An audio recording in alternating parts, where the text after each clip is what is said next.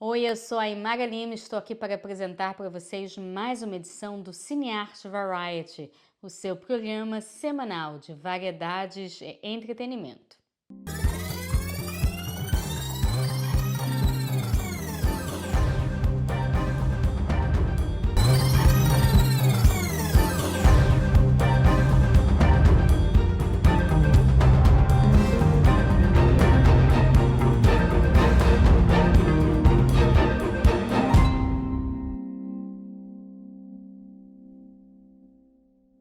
Hoje a gente vai falar do filme O Sequestro do Voo 375. Eu tive o prazer de conversar com um dos roteiristas, Michael Albuquerque. A gente bateu um papo muito gostoso lá em Los Angeles, no Los Angeles Brazilian Film Festival, o primeiro festival de cinema brasileiro que leva a nossa cultura até a terrinha do cinema. 75 foi sequestrado com mais de 100 passageiros a bordo. Nós não podemos divulgar as motivações desse sequestrador. Imagine o escândalo que isso poderia gerar. Nosso trabalho aqui é proteger a nação. Olha, eu quero um avião cercado. 105 pessoas que estão naquele avião também fazem parte da nação, capitão. Não tem como pousar.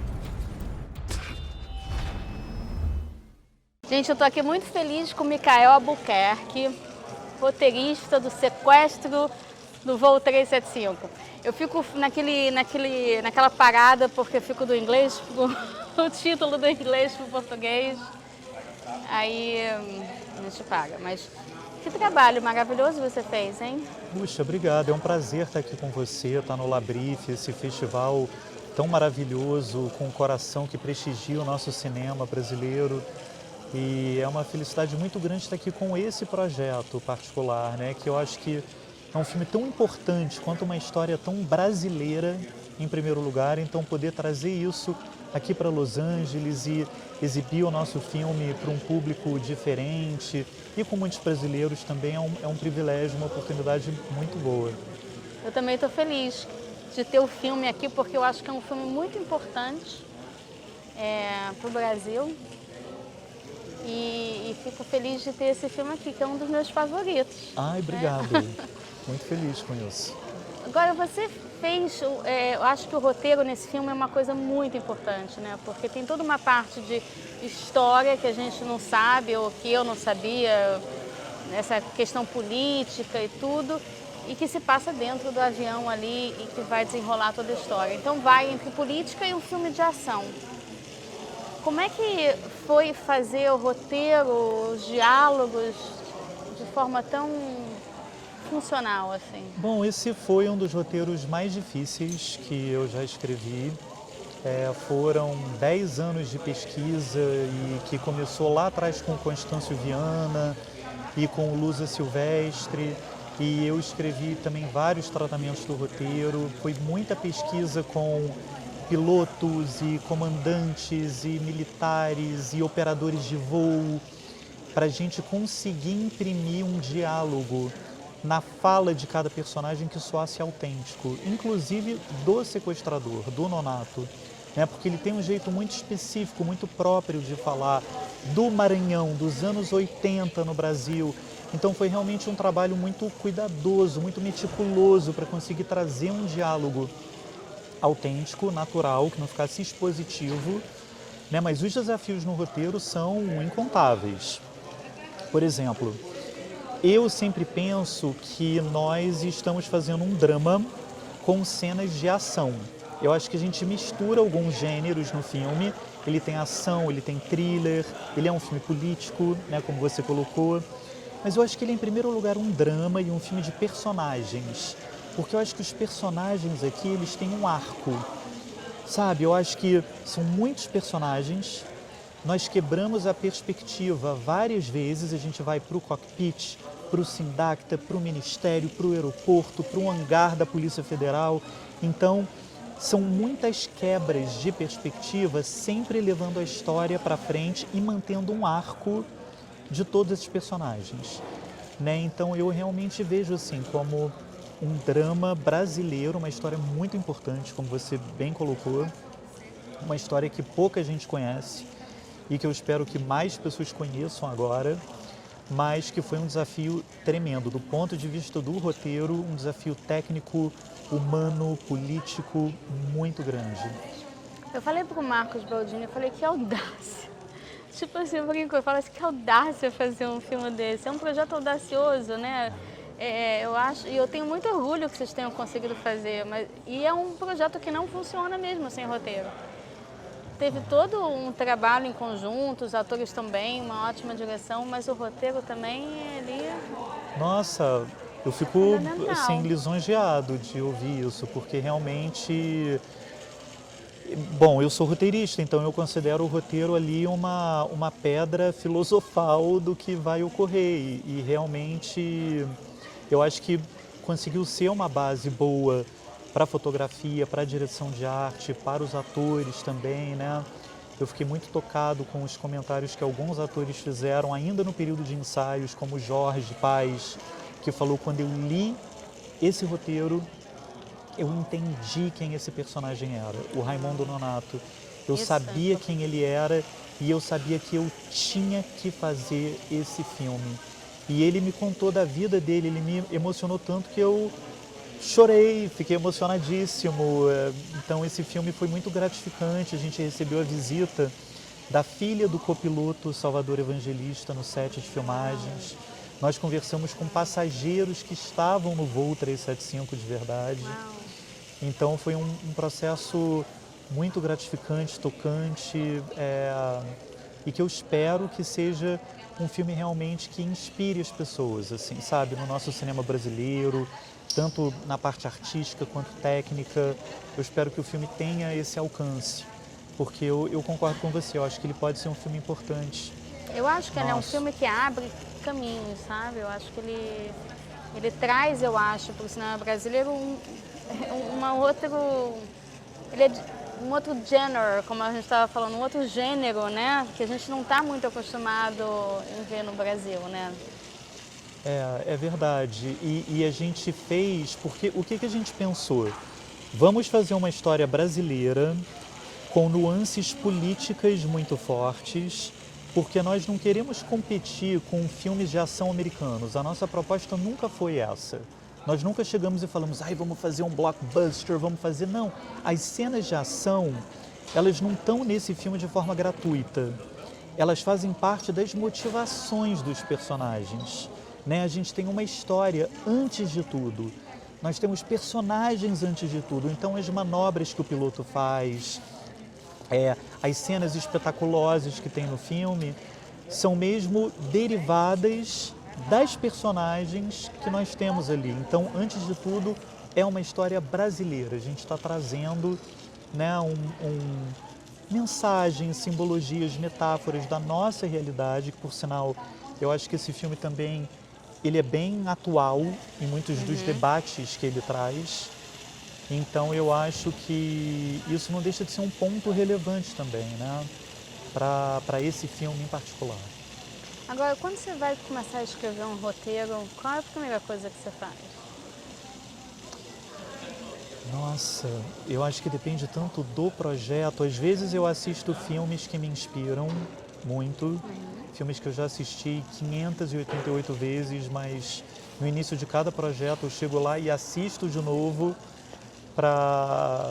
porque é inspirador e, né, sempre assim, algo que deixa a gente revigorado, reenergizado. Então eu assisto filmes que eu gosto, eu leio livros, eu penso muito, procrastino. Já aceitei que isso faz parte do meu trabalho. Lá no início eu pensava, nossa, eu não faço nada, eu fico deitado na cama pensando, mas isso é parte do trabalho. Eu acho que roteiro, 90% do nosso trabalho é pensar e 10% é escrever. Quando a gente tem na cabeça a história, a estrutura do roteiro, ele sai muito mais fácil. Ele vai natural, né? Ele se escreve sozinho. Mas para isso, a gente tem que pensar e maturar e repensar e, claro, reescrever muitas vezes também, né? Esse roteiro foi reescrito dezenas de vezes. Isso é muito importante, né? Fazer muito vários importante. drafts, assim. Muito, é tudo, né? Eu Que acredito... a gente, às vezes, tem uma coisinha que a gente pensa que tá andando bem por uma linha, né? Aí quando relê, fala, isso não tem nada a ver isso, vamos... Exatamente, porque a gente percebe que esse personagem não precisa estar... A perspectiva está errada, na verdade o protagonista não é essa pessoa. Ou os diálogos aqui estão um pouco expositivos, a gente pode deixar um pouco mais natural. Então, quanto mais a gente reescreve, mais fluido o negócio vai ficando, né? E eu acho que o maior desafio nesse roteiro, em particular para mim, foi humanizar o personagem do Raimundo Nonato, do sequestrador, sem transformar ele num herói. Porque ele não é um herói. Ele tomou uma atitude completamente desmedida, desequilibrada. Ele era uma pessoa desesperada e a gente não tenta justificar isso hora alguma, mas a gente coloca que ele era um ser humano, né? Porque como artistas, roteirista, diretor, ator, eu acho que o primeiro ponto que nós temos que ter é empatia. Não a simpatia, mas a empatia. Olha. Então entender de onde esse personagem veio, qual é a dor dele, por que ele fez isso, qual é o traço de humanidade que ele tem. Será que ele acredita na cabeça dele que ele estava fazendo algo heróico? Na cabeça dele? Será? Né? Então eu acho que é uma linha muito tênue a gente humanizar um personagem, né? Mas manter as ambiguidades e a gente não defender as atitudes dessa pessoa. Eu estava falando, eu acho isso muito importante que você está falando. Eu estava falando com o Marcos Nonato, que ele tem que a gente caminha muito forte com ele, né? Ele vai, a gente... Mas tem um segundo ali que a gente sente humanidade nele, sem afetar, sem fazer ele virar herói, sem justificar, sem nada. Isso, para mim, foi lindo. Ai, que bom. Porque é isso que faz ver essas nuances, faz ver um bom trabalho de uma equipe, né? Um bom trabalho de ator, roteirista, diretor, tudo, porque funciona. Quando você vê que o Gás, o protagonista, todos esses, eles fazem esses algoz, né? Que a gente fala, que eu fico tocando as palavras. E a gente está com aquele ódio, né? E a gente está revoltado, a gente não quer que ele vire herói, a gente não quer isso, mas a gente vive e a gente consegue ver que ele é um ser humano também, com seus sofrimentos. Isso... Esse é o mais importante, é a gente enxergar seres humanos com defeitos, com qualidades, com ambiguidades. Todos eles, não só o sequestrador, mas o próprio piloto, os comissários de bordo, a operadora de voo. É importante isso, né? Porque assim a gente foge de certos maniqueísmos de alguns filmes de heist, de sequestro, que muitas vezes são muito programáticos, muito esquemáticos. E a gente tentou realmente fazer um filme que passasse algo mais, né? Passasse alguma mensagem, pudesse gerar alguma reflexão sobre quem nós somos hoje como cidadãos no Brasil, um Brasil que está tão fragmentado politicamente, que precisa tanto de união, de diálogo. É realmente uma tentativa nossa de contar uma história brasileira e que é tão importante, né? A gente falar sobre machismo, falar sobre racismo, sobre xenofobia, que são todos pontos que a gente de alguma forma está abordando aqui nessa história. Eu, particularmente, fico muito feliz quando alguém assiste esse filme e fala assim, eu achei que eu ia assistir um filme comercial, de entretenimento, mas eles entregaram mais do que isso. Eles entregaram uma obra que gera uma reflexão, que tem um trabalho de camadas, né, e narrativa. Isso é o que me toca bastante. Isso eu acho assim que para mim como roteirista... Acho que é por isso que eu gostei tanto desse filme. Ai, obrigado, sabe? de verdade. Ele funciona bem mesmo, sabe?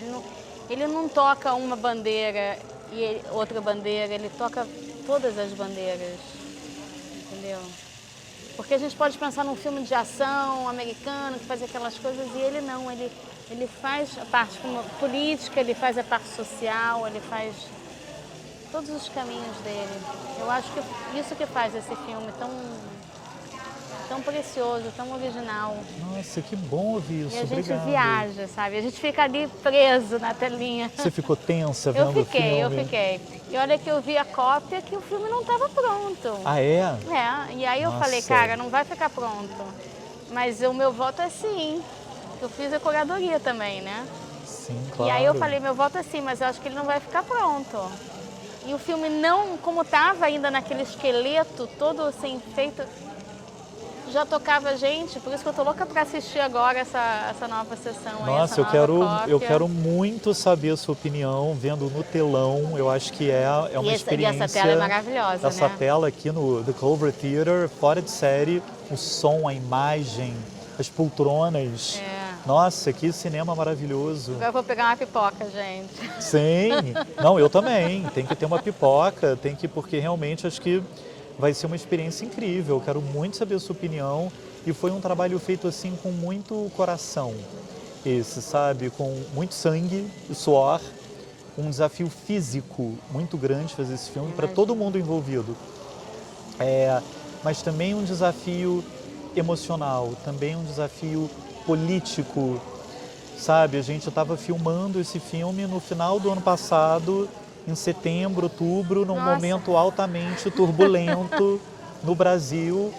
E claro, o filme tem essa camada política, então muitos elementos aí no meio que eu acho que confluíram para gerar esse resultado que eu estou super feliz e espero que todo mundo goste. 7 de dezembro nos cinemas. 7 de dezembro nos cinemas, esperamos todo mundo lá. Obrigada, Micael. Obrigado. Muito sucesso para você. Obrigado, obrigado. Estou muito feliz de você estar aqui. Eu também. Muito obrigado por me chamar. Gostaram? Nós também. Então vocês já sabem, próxima semana tem Cinearte Variety comigo, a Imara Lima, aqui no VRT Channel. E como é final de ano, a gente vai fazer aquela nossa retrospectiva de muitos momentos especiais de 2023 e também muitas entrevistas inéditas. Então fiquem ligados, porque eu entro de férias final de dezembro, mas a gente não entra de férias jamais, porque vai ter muita coisa inédita. Boas festas, sem me despedir ainda. Até lá!